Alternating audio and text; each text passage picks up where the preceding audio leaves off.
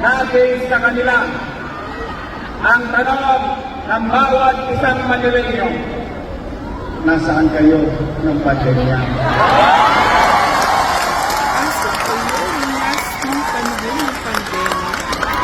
Ngayon, bumabaha ng bigas. Ngayon, bumabaha ng dilata. Kailangan namin yan nung pandemya. Tama ba?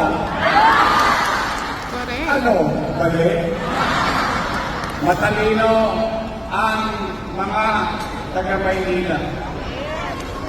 Kayo, na mga nangabuhay dito, kayo lahat, tayo, salamat sa Diyos, hindi tayo na-disgrasya ng pandemya.